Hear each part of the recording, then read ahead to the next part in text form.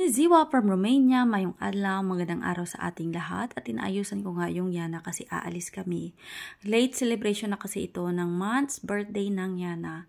Ilang araw din kasing maulan tsaka malakas yung hangin kaya hindi kami lumabas. Kaya ginahagad ako sa akon nga ba nga today kami magwa kaya nakita namin sa forecast na maganda yung weather. Kaya ito dali-dali na kami ng Yana ng bihis pero very simple lang yung buhok ng Yana kasi grabe nagit siya kagalaw.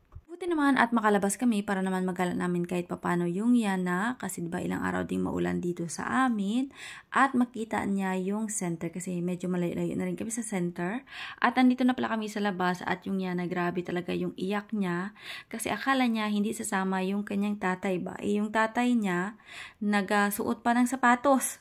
So, ayan, iyak siya dyan ng iyak. So, ito na, bali nakaalis kami sa aming bahay. And of course, diretso na kami dito sa KFC. Kasi ito lang naman yung madalas namin na binibilhan kapag may mga okasyon kami nga ginaserebrar sang akon nga bana. Bali, magti-take out lang kami kasi hindi kami talaga mahilig sa dine-in. Gusto ko talaga palagi kami naka-take out at gusto ko kami lang talaga yung kumakain ba. So, kakain lang kami sa sasakyan at nandito na kami sa take out area. So, mag-order na dyan yung aking asawa. Pagkatapos namon kaon, nagdiretso na kami diri sa isa ka store kaya nagapangita kami sang cabinet para sa amon nga room. Hopefully lang na makakita kami pero diri api sa amon medyo may kamahalan kapag nasa physical store ka bumili. So, we will see kapag meron kaming makita dito. So, yung pinuntahan pala namin na store is yung Jinx. Iwan ko kung tama ba yung pagka-pronounce ko. Basta G-Y-S-K. Yung spelling ng store, ng name ng store. So, nandito na kami sa loob at binaba na nga ng aking asawa at naglalakad na yung Yana. Pahirapan nga lang kapag kasama namin yung Yana kasi hindi kami makapagpili. Grabe talaga kalikot.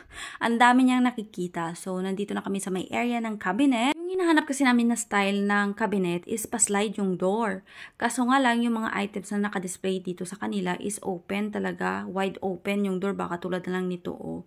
Hindi siya pwede doon sa aming room kasi maliit lang yung space. So, hindi na kami nakabili Bali yung Yana, nakita niya ako very happy kid kasi naunas lang lumabas sa akin. Nagpili pa kasi ako ng placemat para sa aming pinggan. Tsaka bumili na rin ako ng doormat. Sa aking asawa, wag muna tayong umuwi doon sa aming bahay kasi maaga pa naman at ang ganda ng weather ba. Kaya sabi ko sa kanya, umikot-ikot muna tayo dito sa mga villages na malapit sa amin. So ito na nga, nag-ikot-ikot na kami dito at super ganda ng mga bahay. Tsaka ang dami nila mga pananim ng mga gulay at mga prutas ba. Nang bumalik kami dito sa center, dumaan muna kami diri sa isa ka store para magbakal sa amang kinawala. Kaya wala kami dito abisang kalanon sa balay namon. Tapos hindi na kami sumama kasi tingnan nyo naman, na-scam na naman kami ng weather.